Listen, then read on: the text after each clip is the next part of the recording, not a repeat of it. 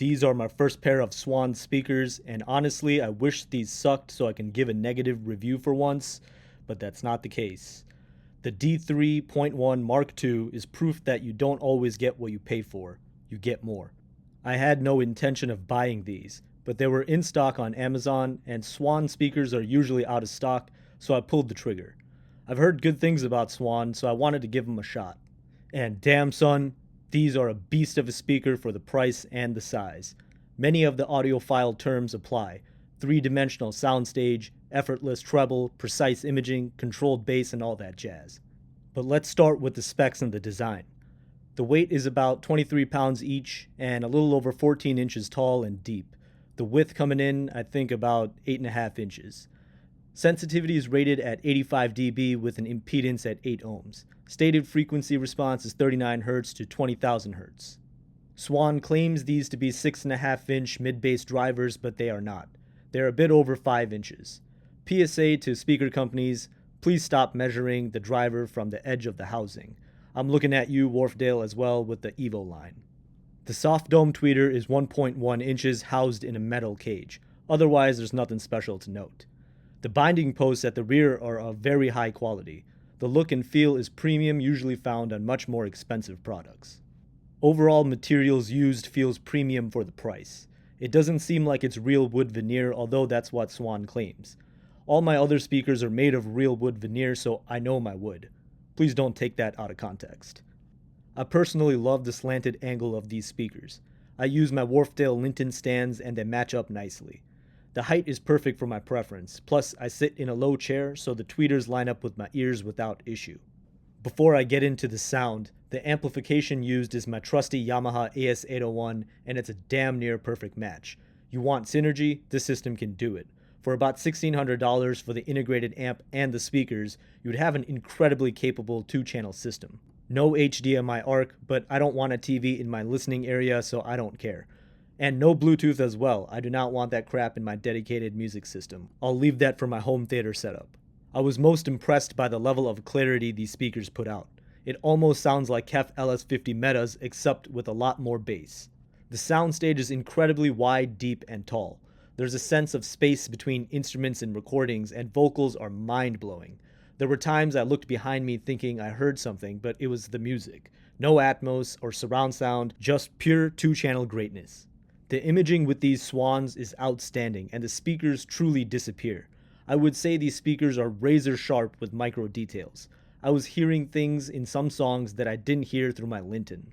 I normally don't like forward-sounding speakers as they sound too clinical and unnatural, but these are a balanced speaker providing natural and neutral sound with some warmth.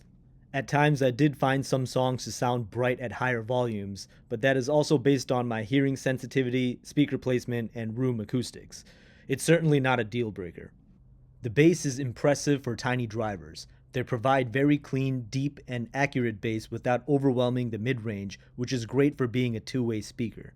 I'd say for the majority of music a subwoofer isn't needed, but I personally always run a sub with my system, and with the Klipsch R121, set at a very low volume, it nicely completes the audible frequency range. Mid-range is well balanced and doesn't get lost or muffled even with the big bass as I mentioned. From a sound perspective, it layers nicely with all the music that I tested. Some of the songs that I put through the ringer first were from electronic artists such as deadmau5, Pretty Lights, Grammatic, Aphex Twin, and more. Everything sounded phenomenal, from the synths used, deep bass, and laser-like imaging, especially with fleeting sounds. These tracks were streamed through Spotify lossless. I popped in several CDs, and one that caught my attention was the album Orange Blossom by JJ and Mofro. It's a blend of funky blues and country rock. It was a very pleasurable listening session, and you should check out that album if you're interested in that kind of music. I finally tried out several vinyl records, and a noteworthy listen was Root Down by Jimmy Smith, and oh man, that was a good time. The Swans made that session lively, energetic, and I was very impressed with the musical performance. All of the sources and formats I tested sounded smooth, clear, and had a sense of a full-range speaker, yet being compact and lightweight. I think these would make great for home theater use if you want a small footprint with big sound, especially for dialogue clarity given its musical performance. You'll obviously need an AV receiver to get the most out of it. Get 4 of these plus 1 center channel and set up a 5.2 surround and your brain just might explode. I kind of want to try this, but we'll leave that for another time. So how does it compare to my Wharfedale Linton and Evo 4.4? As I mentioned earlier, the Swans' clarity is significantly better than both of the Wharfedales. I'm not surprised by this, as British signature sound tends to be rolled back and relaxed. For being small tweeters, the sound dispersion and micro details in recordings is very impressive versus the 4.4's AMT tweeter and the 2-inch soft dome mid-range. Bass response is faster than the Wharfedales, but the Wharfedales in my room can hit lower notes after testing against them. How about compared to the Klipsch 9s? Well, I do feel that the 9s hit lower bass frequencies with the help of DSP, but isn't as clear, which is surprising considering that they are titanium dome horn-loaded tweeters. I believe these Swans do outperform the 9s. Sorry Klipsch, I still will always love you. There must be at least one problem with the D3.1 Mark IIs, right? Well, the model name could use some work. It sounds like a version of a robot or something. Certainly not very sexy. One of the speakers has a slight flaw, but cosmetically there's no other issues. Sonically, to my ears, I really can't point out any problems, especially at this price point. If you have a large room, you might have to turn up the volume versus a larger speaker. Other than that, my ears enjoy the hell out of these speakers, and I do not regret my purchase. I am in no way sponsored by Swan or any company, so I'm not praising these for any personal gain. Just sharing great value, which is getting harder to find these days. One thing for sure is that I'm keeping these in my collection as they warrant the performance to stay.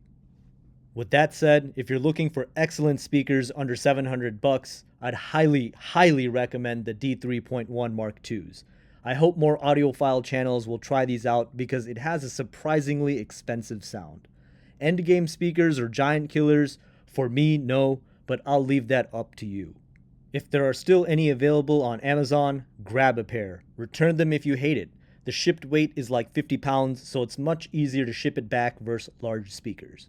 Alright, and I think that's all I got to say about these.